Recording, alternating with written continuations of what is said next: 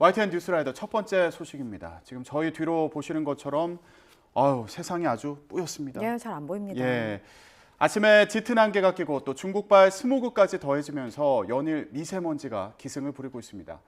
출근길에 나서자마자 목이 좀 칼칼하다 싶은 분들도 많이 계실 것 같아요. 네, 저도 답답했는데 이게 미세먼지 때문이었습니다. 일부 지역에는 초미세먼지 주의보도 발령됐는데요. 답답한 공기는 오늘 오후쯤 해소될 것으로 보입니다. 김민경 기자입니다. 잿빛 장막을 씌운 듯 섬을 연결하는 대교가 희미하게 보입니다. 도심 속 건물은 희미하게 윤곽만 드러납니다. 연일 아침마다 낀 짙은 안개에 오염물질이 섞이며 대기질이 나빠진 겁니다. 오염물질이 계속 쌓인 울산은 초미세먼지 농도가 한때 세제곱미터당 116 마이크로그램까지 치솟았습니다. 또 태백산맥 서쪽 지역도 세제곱미터당 100 마이크로그램까지 농도가 치솟으며 답답한 공기가 이어졌습니다. 수도권과 충청권에는 초미세먼지 주의보가 내려지기도 했습니다. 밤부터는 중국발 스모그가 또 유입되면서 미세먼지 농도가 더 짙어질 가능성이 큽니다. 밤사이 국외 미세먼지가 유입돼서 농도가 다시 높아지겠습니다. 하지만 12일 오전 청정한 북서 기류가 강하게 국내에 유입되면서 그동안 축적되었던 미세먼지가 대부분 해소될 것으로 보이고요. 미세먼지로 답답한 공기는 오늘 오전까지 계속될 걸로 보입니다. 따라서 호흡기 질환자나 노약자는 외출을 자제하고 일반인도 외출할 때는 KF80 이상 마스크를 착용하는 게 좋습니다. YTN 김민경입니다. 태영건설이 워크아웃 절차를 밟게 됐습니다. 채권단 75% 이상의 동의를 얻은 겁니다. 네, 이런 가운데 공사 현장 임금 체납 문제가 불거지면서 정부가 전수조사에 나서기로 했습니다. 윤혜리 기자의 보도입니다. 태영건설의 워크아웃 개시가 확정됐습니다. 주 채권은행인 산업은행이 채권단 600여 곳을 상대로 찬반 서면 투표를 진행한 결과 채권단 75% 이상의 동의를 얻어 워크아웃 개시 요건을 충족한 겁니다. 태영건설이 워크아웃을 신청한 건 지난달 말. 지나온 과정이 순탄치만은 않았습니다. 계열사 매각대금 일부를 지주사 TY홀딩스의 연대 채무를 갚는 데 사용하자 자구한 미이행 논란이 일었고 당국도 워크아웃 신청 시 약속한 최소한의 자구책이 시작 직후부터 지켜지지 않고 있는 데에 대해서 우려와 경각심을 갖고 지켜보고 있습니다. 총수 일가의 사재 출연이나 SBS 지분 매각 등 뼈를 깎는 자구 노력이 빠졌다는 젤타에 결국 태영은 백기투항했습니다. 만약 그래도 부족할 경우에는 지주회사인 TY홀딩스와 SBS 주식도 담보로 해서 태영건설을 꼭 살려내겠습니다. 워크아웃이 개시되면 태영건설이 갚아야 할 금융채권은 최대 넉 달 동안 유예됩니다. 이 기간 자산부채 실사를 거쳐 PF 사업장 처리와 유동성 조달 방안 등을 담은 기업 개선 계획을 마련합니다. 이런 과정이 3개월 정도 걸리고 오는 4월 2차 채권단 협의회에서 기업 개선 계획을 의결하게 됩니다. 암초는 여전히 도사리고 있습니다.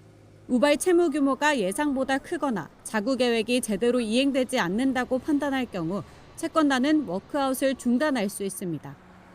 이 경우 법정 관리 절차를 밟게 됩니다. 협력업체 임금 체납 문제도 해결해야 합니다. 태영건설이 외상 매출 채권 담보대출 상환을 유예하자 일부 공사 현장에서 임금을 제때 받지 못한 노동자들이 속출했기 때문입니다. 우리 협력사들은 선지급을 하고 나중에 이 부분을 만기 도래 시에 받는 그런 약정을 가지고 일을 하고 있습니다. 그런데 이게 지켜지지 않는다면 전반적인 상황으로 볼 때 연쇄부도의 이런 상황까지 초래될 수 있는 부분이기 때문에 정부는 태영건설이 시공 중인 전국 105개 공사 현장을 전수조사해 임금 체납 문제에 대응하겠다는 계획입니다. YTN 윤혜리입니다. 태영건설의 주채권은행인 산업은행은 채권단 동의율 최종 96.1%로 워크아웃이 개시됐다고 밝혔습니다.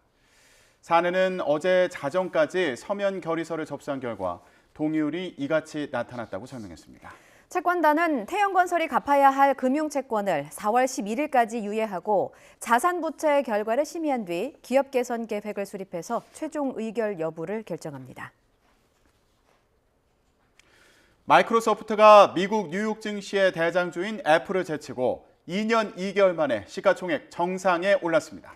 월스트리트 저널은 뉴욕 증시에서 MS가 주가 상승으로 시총이 2조 8,700억 달러, 우리 돈으로 약 3,781조 원에 달했습니다.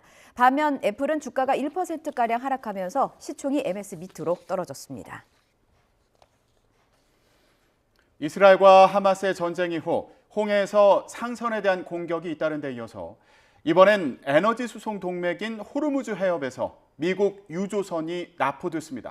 사건 이후 이란 해군은 미국에 대한 보복 조치로 유조선을 압수했다고 밝혀 긴장이 높아지고 있습니다. 워싱턴에서 권준기 특파원입니다.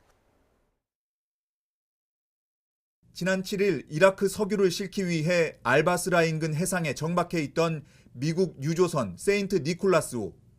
오만만을 빠져나오던 유조선과 교신이 끊긴 건 현지 시각 11일 새벽이었습니다.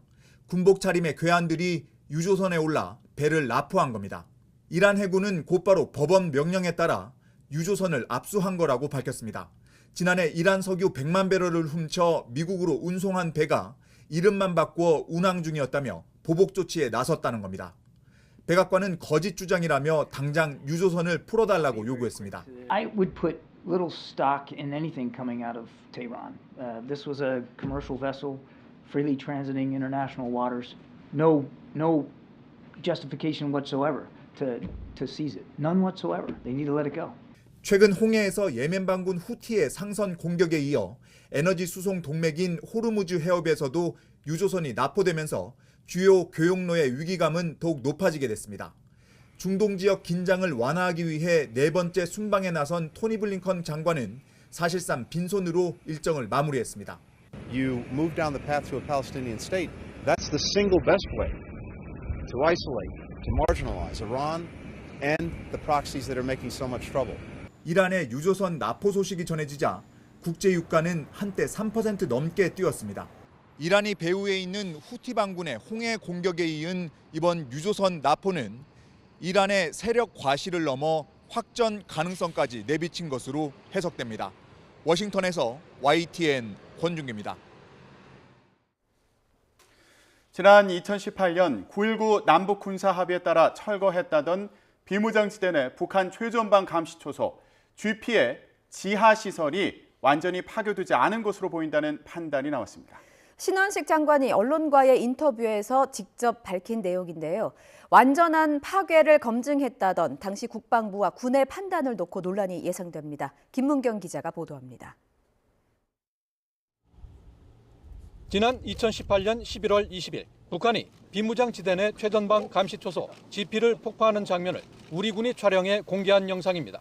당시 국방부는 북측이 군사합의에 따라 GP 10곳을 같은 날 동시에 모두 폭파했다며 공개했습니다.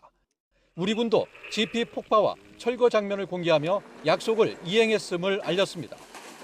한 달 가까이 지난 12월 12일 남북은 각각 한 개 초소당 7명씩 투입돼 상호 검증 작업에 나섰고 오늘 올 때 보니까 길도 깨끗하게 정리하는 거 보니까 우리 북측에서 굉장히 준비를 많이 했다는 느낌을 받았습니다. 지하부에 대해서 확인될 거를 확인할 수는 없는 거네 일단. 여기서 저 들어가십시오. 곡괭이로 뚜지 갔으면 뚜지고. 이후 북한 GP는 완전히 파괴됐으며 불능화됐다고 전했습니다. 지하시설은 출입구 부분과 감시소, 총항구 연결 부위가 폭파되거나 매몰되어 있음을 확인하였습니다.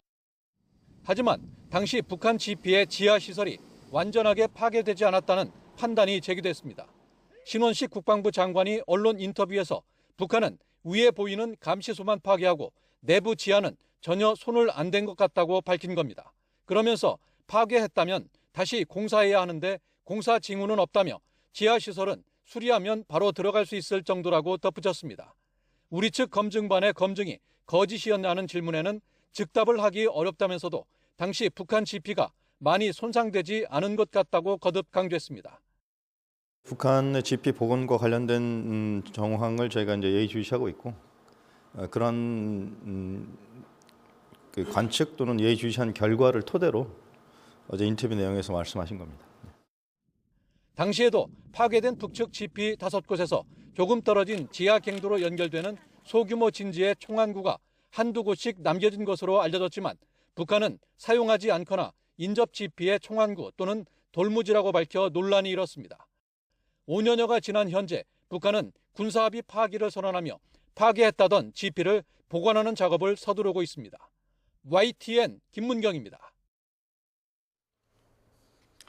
조태용 국가정보원장 후보자가 지난해보다 올해 북한의 도발 수위가 커질 가능성이 있다고 밝혔습니다. 조 후보자는 국회 인사청문회에서 이같이 말하면서 두세 배 강한 대응을 할 거라고 생각하게 해야 도발하지 못할 것이라며 윤석열 정부의 방침은 도발이 있을 때 지시를 기다리지 말고 매뉴얼에 따라 현장 지휘관의 판단으로 바로 원점 타격 태세를 갖추는 것이라고 설명했습니다. 지난해 윤석열 대통령의 미국 순방 당시 비서거 논란 보도와 관련해 외교부가 제기한 정정보도 청구 소송 선고가 오늘 나옵니다. 서울 서부지방법원은 오늘 외교부가 MBC를 상대로 낸 정정보도 청구 소송의 선고 기일을 진행합니다. 지난 변론 기일에서는 보도의 진위를 파악하기 위해 당시 윤 대통령 음성에 대한 전문가 감정이 진행됐지만 감정이 불가하다는 판단이 나왔습니다. 정부와 여당이 서민과 소상공인의 대출 연체 기록을 삭제하는 신용 사면을 단행하기로 했습니다.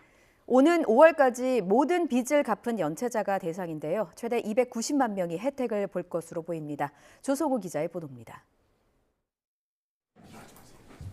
당정이 코로나19 여파로 경제적 어려움을 겪는 서민과 소상공인 지원책을 놓고 금융권과 머리를 맞댔습니다. 협의 끝에 정부가 추진해온 이른바 신용 사면을 시행하기로 했습니다. 지난 2021년 9월부터 이번 달까지 2천만 원 이하 대출 연체자 가운데 오는 5월까지 빚을 전부 갚은 사람들의 연체 기록을 삭제해 주기로 한 겁니다. 최대 290만 명이 지원받을 걸로 보입니다. 금융권은 최대한 신속히 신용회복 지원 방안을 마련하여 이르면 내주 초에 협약을 체결하고 조치를 이행해 나가기로 하였습니다. 3개월 이상 대출 상환을 못하면 금융기관과 신용평가 회사에 연체 기록이 공유돼 최장 5년까지 신용평가에 활용됩니다. 기록이 남아 카드 발급, 신규 대출 등의 제약이 따르는데 이번 조치로 전부 갚을 경우 불이익 없이 정상적인 경제 활동이 가능해집니다. 성실 상환을 완료하는 분들에게도 혜택이 가기 때문에 오히려 적극적으로 상환을 유도하는 긍정적인 효과가 있다는 점을 보시면 도덕적 해이와 관련된 것들은 그렇게 크게 걱정을 안 하셔도 되지 않을까. 기초수급자는 신속 채무조정 특례를 통한 이자 감면폭을 현행 30에서 50%에서 50에서 70%로 확대해 연간 5천 명의 부담을 덜어주기로 했습니다. 최대 37만 명에 달하는 대출금, 통신비 동시 연체자는 경제 사정이 더 어려운 걸로 보고 통합 채무조정을 추진해 상환과 재기를 돕습니다. 신용사면은 김대중 정부 때 IMF 외환위기로 발생한 신용불량자를 대상으로 처음 실시됐고 박근혜 정부와 문재인 정부에서도 한 차례씩 시행됐습니다. YTN 조성호입니다. 금융부터 부동산까지 최근 윤석열 대통령이 국민의 호응도가 높은 분야에서 잇따라 파격적인 민생 대책을 내놓고 있습니다. 그러나 법 개정이 필요한 정책이 많은 데다 총선을 석 달밖에 남기지 않은 만큼 야당은 포퓰리즘이라고 강하게 반발하는 모습입니다. 강희경 기자가 보도합니다. 윤석열 대통령이 대표적 일기 신도시인 일산을 찾아 약속한 것, 바로 재개발, 재건축 규제의 획기적 완화였습니다. 노후화된 주택은 안전진단 없이 바로 재건축에 착수할 수 있게 하고 용적률을 최대 500%까지 상향한다는 등의 구체적 방안이 제시됐습니다. 부동산 시장에 큰 영향을 미칠 규제 완화 방안을 부처 업무보고인 민생토론회에서 윤 대통령이 직접 깜짝 발표한 겁니다. 우리 정부는 재개발, 재건축에 관한 규제를 아주 확 풀어버리겠습니다. 이에 앞서서는 공매도 금지를 시작으로 주식 양도세 부과 대주주 기준 완화, 금융투자소득세 폐지까지 줄줄이 공식화했습니다. 1,400만 명에 이르는 개인 투자자, 이른바 동학개미의 마음을 사로잡을 수 있는 정책들로 역시 윤석열 대통령의 입을 통해 발표됐습니다. 내년 도입 예정이었던 금융투자소득세 폐지도 추진하겠습니다. 정부는 가로막는 조직이 아니라는 게 윤 대통령의 생각입니다. 주민이 원하는 걸 가로막을 게 아니라 원하는 걸 쉽게 하도록 도와줘야 한다는 겁니다. 그러나 총선이 석 달밖에 남지 않은 만큼 민생을 가장한 선심성 정책이란 비판도 있습니다. 특히 법 개정이 필요한 것들이 많아 여대 야소, 즉 여당의 총선 승리라는 전제가 깔린 정책들이라 더 그렇습니다. 야당이 총선용 포퓰리즘이라고 반발하는 이유입니다. 총선에 올인한 무책임한 포퓰리즘 공약 남발은 윤석열 대통령이 국정을 얼마나 무책임하게 운영하고 있는지 똑똑히 보여줍니다. 민생 토론회는 각종 현장에서 앞으로 10여 차례 더 열릴 예정입니다. 민생에 한 발 더 다가가는 계기가 될지 아니면 여당 지원용 포퓰리즘이라는 논란만 남길지 윤 대통령의 행보에 관심이 쏠립니다. YTN 강희경입니다.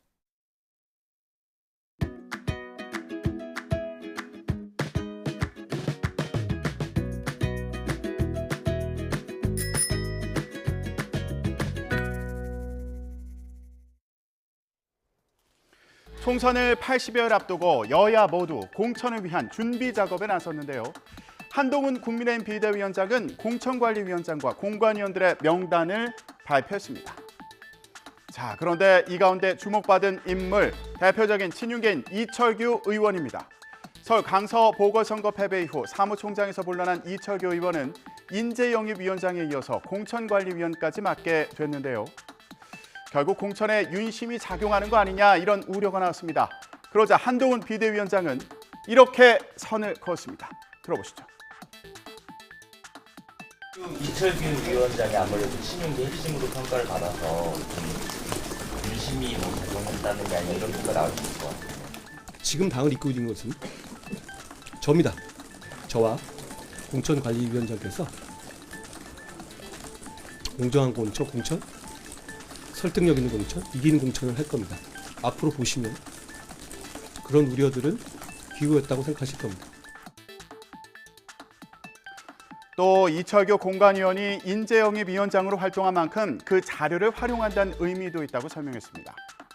정영환 공천관리위원장도 천하위공, 천하는 모두의 것이라는 정신으로 공천을 하겠다고 말했습니다.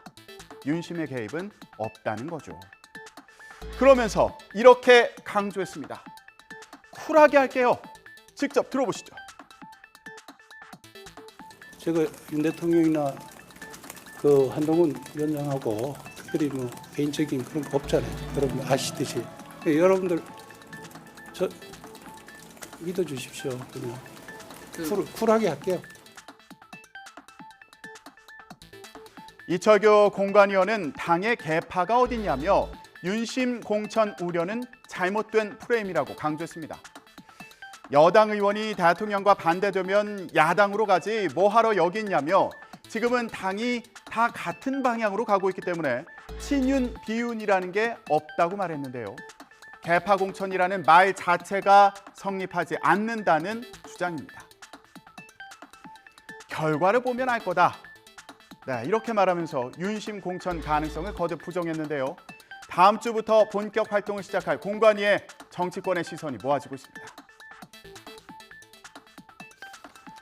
더불어민주당은 총선 예비 후보 검증을 통과한 89명의 명단을 공개했습니다.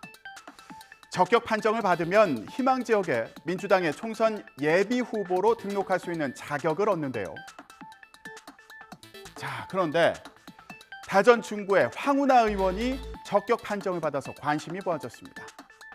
황 의원은 울산시장 선거 개입 사건으로 지난해 11월 1심에서 의원직 상실형인 실형이 선고돼서 항소한 상태입니다.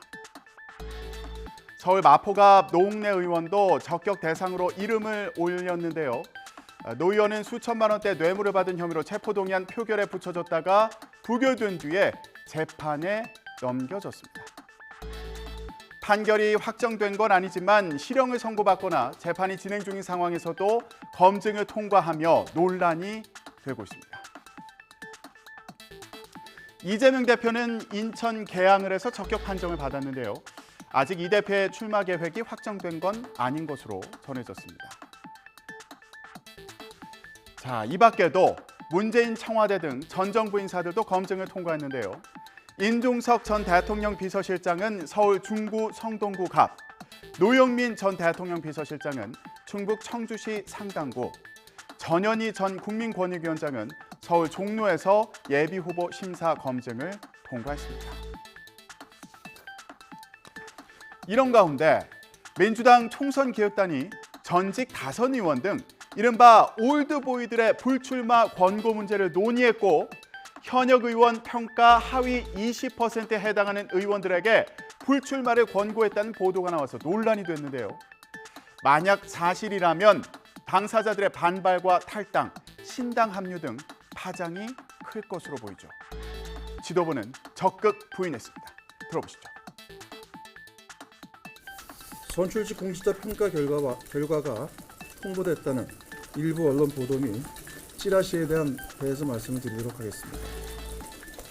어제 국무부 브리핑을 통해 분명한 입장을 밝혔는데 평가 결과를 해당자에 통보한 사실이 전혀 없으며 불출마 권고를 한 사실도 없습니다.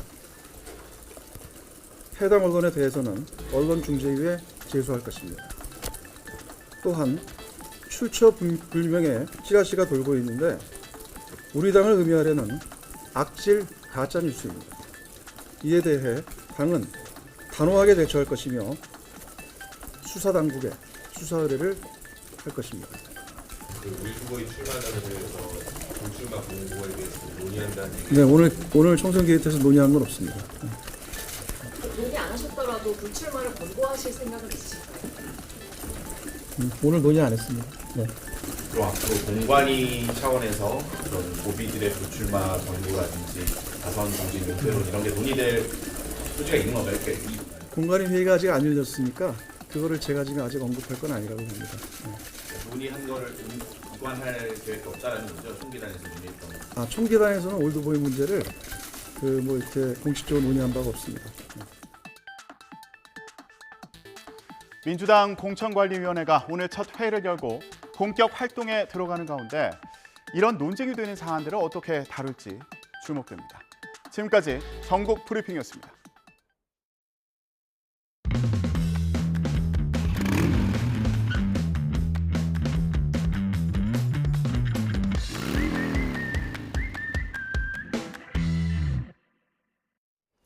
이낙연 전 대표가 탈당하자 민주당은 윤석열 정권을 돕는 무책임한 행태라고 비판했습니다. 총선 구도에 미칠 파급력이 핵심인데 당내 공천 결과에 따라 더 큰 분열로 이어질 거라는 우려가 나오고 있습니다. 손효정 기자입니다. 이낙연 전 대표의 탈당 선언을 앞두고 민주당 의원 129명은 만류 성명을 발표했습니다. 총선을 앞두고 민주당의 분열은 윤석열 정권을 도와줄 뿐이라고 호소했습니다. 이낙연 전 대표의 탈당 의사 철회를 간절히 바라는 129명의 민주당 소속 국회의원들이 마음을 담아서 절실한 마음으로 당 지도부도 윤석열 정권의 복주를 멈춰 세우려면 단합이 필요하다고 힘을 보탰습니다. 탈당과 분열은 민주 진영의 총선 승리와 정권 교체의 길이 아닙니다. 민주당이 길입니다. 신당을 중재하고 민주당에서 함께 해주십시오. 하지만 이 전 대표가 결국 탈당을 선언하자 명분 없는 무책임한 행동이란 비판이 쏟아졌습니다. 친 이낙연계 의원들도 납득할 수 없다고 지적했고 배신의 정치라는 거친 반응까지 나왔습니다. 당내에선 이낙연 신당이 성공하긴 쉽지 않고 총선 구도에 미칠 영향도 크지 않을 거라는 기류가 우세합니다. 신당을 만들려고 하는데 잘 안 됐던 이유 중에 하나가 갑자기 다른 생각을 갖고 있는 사람들이 한데 모인다. 이거 자체가 성립하기 어렵기 때문에 그렇거든요. 하지만 공천 결과에 불만을 품고 추가 탈당이 이어진다면 변수가 될 수 있습니다. 공천 탈락자들이 대거 이탈해 이낙연 신당에 합류하고 이준석 신당과 힘을 합치는 게 민주당 입장에선 최악의 시나리오입니다. 민주당 공천관리위원회는 오늘 첫 회의를 열고 본격적인 공천 심사에 들어갑니다. 당무 복귀를 앞둔 이재명 대표가 연쇄 탈당의 후폭풍을 잠재우고 혁신과 단합이라는 과제를 어떻게 해결할지에 관심이 쏠립니다. YTN 손유정입니다. 당내 혁신을 주장하며 이재명 대표 체제를 비판하다 최근 더불어민주당을 탈당한 의원 모임 원칙과 상식이 오늘 창당 계획을 발표합니다. 원칙과 상식 소속 이원욱, 김종민, 조응천 의원은 오늘 국회에서 기자회견을 열고 제3지대 신당의 이름과 향후 일정 등을 공개합니다. 회견에는 정태근 전 한나라당 의원과 박원석 전 정의당 의원도 참석해서 공동 창당 계획을 발표하는데 제3지대 다른 정치 세력과의 통합, 이른바 빅텐트에 대한 제안도 있을지 관심입니다. 더불어민주당은 이재명 대표 피습 사건을 배후가 없는 단독 범행으로 결론낸 경찰을 강하게 비판하며 특검 카드까지 검토하고 있습니다. 경찰이 사건을 축소하고 왜곡했다는 건데요. 여당은 음모론으로 여론을 호도해서는 안 된다고 반박했습니다. 김대겸 기자의 보도입니다. 이재명 대표 피습 사건을 정치 테러로 규정한 민주당은 경찰이 발표한 수사 결과를 조목조목 비판했습니다. 정치적 신념에 의한 단독 범행이란 결론을 받아들이기 힘들다는 겁니다. 민주주의 국가에서 야당 대표 살해 의도를 가진 테러 행위에 대해 이렇게 허술하게 대응하는 것을 본 적이 없습니다. 특히 과거 정치인 피습 사례와 달리 피의자의 신상이 공개되지 않았고 당적도 비공개 방침이 고수되고 있다고 날을 세웠습니다. 범행 동기를 파악할 수 있는 이른바 변명문은 선별적으로 내용이 알려지고 있다며 투명한 자료 공개를 촉구했습니다. 국정조사는 물론 특검을 추진할 가능성까지 열어두며 수사당국을 압박했습니다. 다시 한번 경찰에 엄중한 수사하고 자료 공개를 요청을 하겠고요. 그게 안 되면 저희들도 그러한 그 제2, 제3의 수단을 검토해볼 생각입니다. 국민의힘은 민주주의의 적인 정치 테러는 다신 발생해서는 안 된다며 엄중한 처벌과 철저한 수사에는 한 목소리를 냈습니다. 하지만 이번 사건을 정치적으로 이용해서는 안 된다고 확실하게 선을 그었습니다. 불법적인 폭력이나 테러가 없어야 한다는 것이 사건의 본질이어야 되는데 이 사건을 계속 음모론으로 여론을 호도하려고 하는 것 같다. 총선을 앞두고 민주당이 특검 등을 통해 지지층 결집 같은 정치적 목적으로 활용하려는 것 아니냐는 의심을 거두지 않고 있습니다. 부산에서 피습된 이재명 대표가 헬기를 타고 서울로 이송된 걸 두고 불거진 지역 의료 무시특혜 논란을 부각하며 역공을 펼치려는 분위기도 감지됩니다. 수도권 병원들이 더 수준이 높은 부산대병원을 배워서 격차를 따라잡아야 합니다. 대한민국 최고 수준의 번역 외상센터를 보유한 부산대병원에 충분히 자부심을 가지셔도 됩니다. 민주당은 당 차원의 이재명 대표 피습 사건 대책기구를 통해 앞으로 진행될 검찰 수사 과정을 꼼꼼히 따져보겠다는 방침입니다. 최대 쟁점인 피의자의 당적과 변명문 공개 여부를 놓고 팽팽한 신경전이 예상됩니다. YTN 김대겸입니다. YTN 뉴스라이더 함께하고 계십니다. 신종 스미싱 사기로 수천만 원을 피해봤다는 제보가 YTN으로 들어왔습니다. 난다긴다 하는 사기꾼들 참 많지만 이번 사기꾼은 악질 중에 악질이 아닌가 싶습니다. 스미싱 사기는 가족이나 지인을 사칭해서 먼저 개인정보부터 빼갑니다. 보통은 이런 문자를 받죠. 엄마, 나 누군데 전화기가 물에 빠졌어. 이틀 동안 연락이 안 될 거야. 아니, 요즘이 어떤 세상인데 한두 시간도 아니고 이틀씩이나 연락이 안 됩니까? 휴대전화 고장나도 렌트도 되고 방법이 다 있습니다. 절대 속지 마세요. 자, 하여간 70대 노부부가 깜빡 속아서 넘어갔는데 범죄자에게 뜯긴 돈만 5,800여만 원입니다. 어르신들 개인정보 이용해서 쿠팡에 가입하고 11만 원씩 수백 차례 현금 결제를 했습니다. 그러고선 살퇴해버렸대요. 사기꾼들이 거래 알림마저 차단해버린 탓에 어르신들은 이 수천만 원이 빠져나가는 동안 까맣게 몰랐습니다. 홍성우 기자입니다. 70대 A씨 부부는 지난 크리스마스 연휴에 수천만 원 스미싱 사기를 당했습니다. 11만 원씩 수백 차례에 걸쳐 전자상거래 사이트 쿠팡으로 거래가 이루어졌습니다. 어떻게 된 일일까? 피해 하루 전 A씨 부부에게 온 문자. 아들이라며 휴대전화기를 물에 빠뜨려 전화가 안 될 거라는 문자였습니다. 스미싱 범죄 조직 사칭 문자였습니다. 사기 조직은 해킹 앱을 통해 스마트폰에 담긴 개인정보를 빼냈고 이를 이용해 쿠팡에 가입한 뒤 물품 구매로 수천만 원을 가로챘습니다. 악성 앱도 함께 깔아 거래 알림을 차단하는 치밀함도 보였습니다. 나중에 알 사실이지만은 그게 알람을 자기 쪽에 돌려가지고 전혀 이쪽에 오지 못하게 만들어 놓고 장치를 해놓으니까 몰랐다는 거죠. A씨 부부가 쿠팡 측에 피해 사실을 알렸지만 달라진 건 아무것도 없었습니다. 사기 조직이 물품 구매 뒤 계정을 탈퇴했기 때문이었습니다. 너희들이 협조를 해줘야 할 거 아니냐. 그랬더니 그건 자기는 잘 모르고 경찰서에다 얘기를 해서 경찰 수사관이 전화하면은 담당 부서가 있답니다.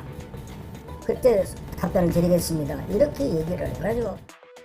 쿠팡 측은 이런 수법의 스미싱 사기는 처음이라 대응에 어려움이 있다면서 취재가 시작되자 뒤늦게 피해자를 도울 방법을 논의 중이라고 밝혔습니다. 자꾸 늘어나고 또 발전돼 가는데 이런 방비하는 것은 은행이고 국가고 뒤따라가지 못하지 않느냐 이런 얘기죠. 이거 어디가 국가를 믿고 은행을 믿고 돈 맡기고 살겠습니까? 참 한탄스러운 일이에요 이게.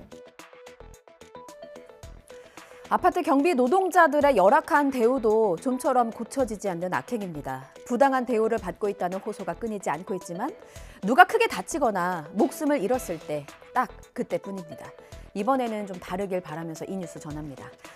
명절이 다가와서 말인데요. 이맘때마다 월급 일부를 떼서 관리사무소에 상납하는 경비원들이 있습니다. 일종의 떡값이라는 주장인데 감사원에서 조사에 들어갔습니다. 다른 곳도 사정이 딱하기는 마찬가지입니다. 갑질과 괴롭힘을 당하다 스스로 목숨을 끊은 동료를 추모하기도 벅찬 시간에 한순간에 대량 해고를 당한 분들도 있습니다. 윤태인 기자가 취재했습니다. 서울 관악구에 있는 한 임대아파트. 이 아파트에 근무하는 경비원들은 명절 때마다 관리사무소 측에 월급 일부를 관행처럼 내고 있습니다. 명절 때 경비들한테 6만 원씩 걷어가지고 10명이면 60이잖아요. 명절 때 줬으니까 그걸 알아서 썼겠죠. 그걸 우리가 그 이상 사기는 뭔데. 관리사무소 측도 돈을 받은 사실은 인정했지만 어디까지나 자발적으로 이뤄졌다고 해명했습니다. 받은 건 사실이었으니까 금액을 떠나서 현금을 만 원을 받았다는 건 불찰이었으니까 거기에 대한 은근 저도 도의적인 책임이 있고 거기에 대한 은근의 목에 처분이 내려오면 경무에 받아들이죠. 아파트 관리 책임이 있는 서울주택도시공사가 진상 파악에 나섰고 감사원도 자료를 확보하고 조사에 착수했습니다. 서울 대치동에 있는 아파트 앞에서는 무기한 집회가 이어지고 있습니다. 대량담원 처리하라! 처리하라! 처리하라! 처리하라! 지난해 3월 아파트 관리소장에게 갑질과 괴롭힘을 당했다는 유서를 남기고 이 아파트 경비원이 극단적 선택을 했는데 동료 경비원들이 나서서 관리소장 퇴출 등을 주장하자 이에 대한 보복으로 44명에 대해 계약 만료를 통보했다고 주장합니다. 투신 사건 이후로 자기를 몰아내자고 하는 사람들을 갖다가 또 말하자면 잘라대는 거예요. 12월 26일 날 통보를 한 거예요. 그러니까 3, 4일 있다가 저기 나가라는 거죠. 대부분 단기 계약인데다 용역업체를 통한 간접 고용이어서 경비업체가 교체되면 고용 승계가 보장되지 않습니다. 아무것도 법이 없어요. 업체 바꿔도 고용을 승계해야 된다는 법 강제 조항이 없기 때문에 그게 그래서 용역이나 하청 노동자들의 가장 큰 문제가 그거거든요. 그리고 법제화하자고 계속 얘기했는데. 차들이 빼곡한 주차장입니다. 여기서 문이 열리는 차를 어떻게 찾을까요? 답은 사이드미러에 있습니다. 사이드미러가 이렇게 펼쳐져 있으면 문이 열리는 차량일 가능성이 높다는 점을 포착해서 여기만 골라섰던 차량 터리범의 모습, 여기 빨간 동그라미 안에 있습니다. 절도를 시도하는 모습이에요. 문이 열리네? 라고 생각했겠죠? 이 절도범이 마주한 건 지난해 종영된 드라마 악귀만큼이나 무서운 형사 2명이 차 안에 타고 있었습니다. 문을 열었네? 라고 생각했겠죠. 잠복해 있던 형사들 보고 악귀 본 것보다 더 놀랐을 것 같습니다. 사이드 미러를 펼쳐두는 함정 수사를 펼쳤는데 절도범이 딱 걸려든 거죠. 이렇게 고소할 수가 없습니다. 영상 함께 보시겠습니다. 지난달 25일입니다. 강원도 춘천에 있는 아파트 지하 주차장인데요. 모자를 꾹 눌러 쓴 피의자가 보이죠? 검은색 차량의 사이드미러가 펼쳐져 있는 걸 확인하고 조수석 쪽으로 다가갔는데 문을 열고는 깜짝 놀랍니다. 차량 안에서 경찰이 귀신처럼 튀어나온 거죠. 이 동네에서 차량 절도 신고가 이어지자 형사 2명이 잠복 수사를 하고 있던 건데요. 하필 골라도 형사들이 단 차량이라니. 자, 이 차량을 털려다가 바로 현장에서 붙잡혔습니다. 이 절도범은 한 달 동안 15차례에 걸쳐서 수백만 원을 훔친 상습 절도범입니다. 이렇게 주차장에서 현행범으로 체포됐고요. 바로 2차 타고 끌려갔습니다. 지금은 구속 상태로 재판을 기다리고 있습니다. 방송 시청하시는 절도범들 잘 보세요. 누군가는 이렇게 당신의 범행을 지켜보고 있고요. 조만간 경찰이 잡으러 갈 겁니다. 그러니까 범죄 계획하고 있다면 여기서 그만 멈추십시오. 어제 자정 서울 도심 한복판에서는 위험천만한 도주국이 있었습니다. 아니 어찌나 술에 취했던지 그냥 역주행하고 신호 위반은 반복듯이 출동한 경찰차까지 들이받으면서 도망쳤습니다. 사람 안 다친 게 천만다행인 상황이었는데 왜 그리 필사적으로 도망쳤나 봤더니요. 최근에 음주 사고로 직위가 해제된 현직 소방관이었습니다. 불 끄기 전에 본인 술부터 끊으세요. 이 정도 사고치고 이렇게 뉴스에 나오고서도 술 못 끊으면 가족들이 연을 끊을지도 모릅니다. 우종훈 기자입니다. 늦은 밤에도 유동인구와 차량이 많은 홍대 입구역 인근 사거리. 음주운전 의심 차량이 신고를 받고 출동한 경찰차를 그대로 들이받고 도주합니다. 사고 충격으로 경찰차 안은 좌우로 심하게 흔들리고 경찰관도 몸을 가누지 못합니다. 이미 차량 앞부분이 심하게 부서졌지만 중앙 분리봉을 뚫고 역주행과 신호위반도 서슴지 않습니다. 자정쯤 서울도심 한복판에서 40대 운전자가 경찰차와 도주극을 벌였습니다. 붙잡힌 운전자의 혈중 알코올 농도는 면허 취소 수준이었습니다. 홍대 입구역 근처에서 시작된 위험한 추격전은 신촌역까지 고개 운전을 펼치며 20분 동안 계속됐습니다. 여기 반바 있는 거 아침에 청소차가 서대문구청 청소차가 실고 갔어요. 여기 있는 거. 경찰은 운전자에 대해 구속영장을 신청했습니다. 사회 브리핑 끝으로 프로파일러까지 투입된 10대의 범행을 보도합니다. 충남 서산의 한 마을에서 10대가 오토바이를 훔쳐 타고 돌아와서 불까지 지르고 달아났습니다. 하루 만에 붙잡히긴 했습니다. 그런데 붙잡혀서 하는 말이 불장난이었대요. 이게 어떻게 장난입니까? 게다가 불이 나고도 끄기는커녕 물끄러미 불구경하다가 돌아갔습니다. 경찰은 사건 정황이 의심스럽다고 보고 범죄심리 분석관을 투입해서 범행 동기를 조사하기로 했습니다. 이상곤 기자의 보도입니다. 누군가 주택마당에 들어가 오토바이를 훔쳐나옵니다. 30분쯤 후 오토바이를 도로 가져다 놓고 주변을 서성입니다. 이번에는 담배꽁초를 담벼락 안쪽으로 던졌습니다. 아예 마당에 들어가 불을 붙였고 곧이어 집에서 연기가 피어올랐습니다. 남자는 바로 도망치지 않았고 한동안 옆에서 불길이 번지는 모습을 지켜보고 사라졌습니다.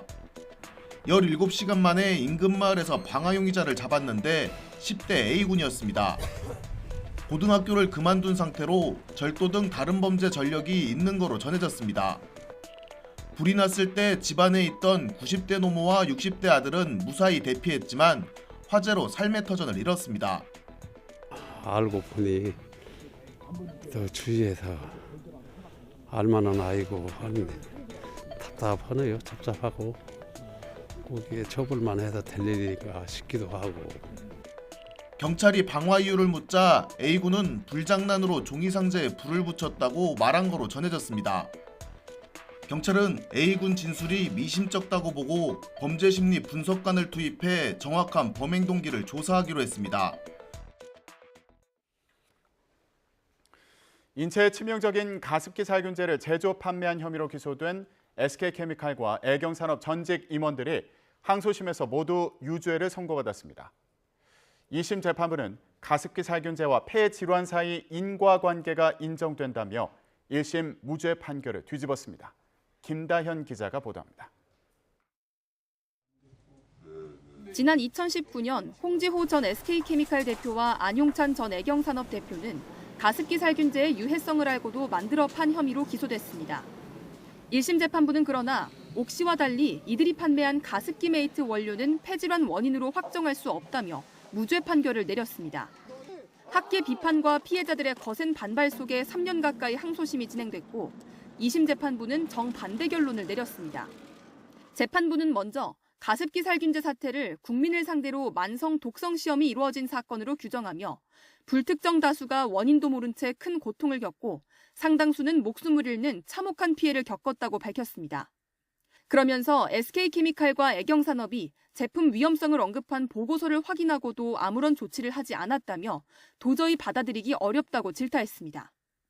아울러 전문가 연구를 고려하면 가습기 메이트 원료인 CMIT, MIT가 폐 질환을 유발한 것으로 봐야 한다며 1심 판단이 파편적이었다고 지적했습니다.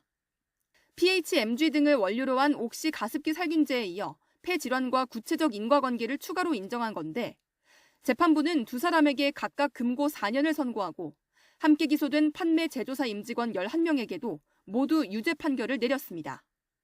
선고 직후 피해자와 유족들은 사법부가 뒤늦게 정의를 실현했다면서도 형이 너무 가볍다고 비판했습니다. 참으로 서글픕니다. 1,800명을 죽인 이 살인자들에게 고작 근고 4년이 뭡니까? 법정 구속을 피한 안용찬 전 대표 등은 취재진 질문에 별다른 입장을 밝히지 않고 법원을 빠져나갔습니다. 지난해 말 기준으로 정부가 공식 인정한 가습기 살균제 피해자는 5,600여 명에 달하고 이 가운데 1,200여 명이 사망했습니다. YTN 김다현입니다. 지금 혹시 출근길 지하철에서 유튜브로 방송 보시는 분들 계실까요? 출퇴근길에 혼잡한 지하철 타면 답답하고 불편하시죠? 이걸 개선하기 위해서 의자를 없앤 열차 구간이 시범 도입됐습니다. 의자가 없다? 시민들이 어떻게 느낄지 궁금한데요. 권준수 기자가 열차를 타고 시민들의 얘기를 들어봤습니다.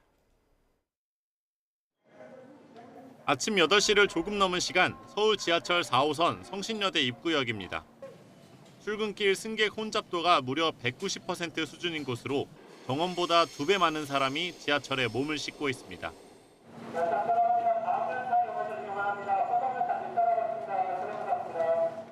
이런 혼잡도를 줄이려는 차원에서 의자 없는 지하철이 등장했습니다.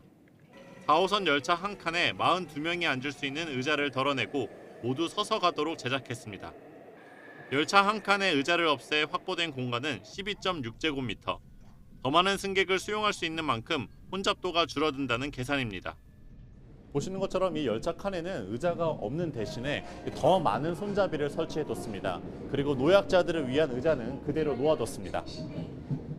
의자 없는 지하철에 탄 승객들은 어떻게 느낄까?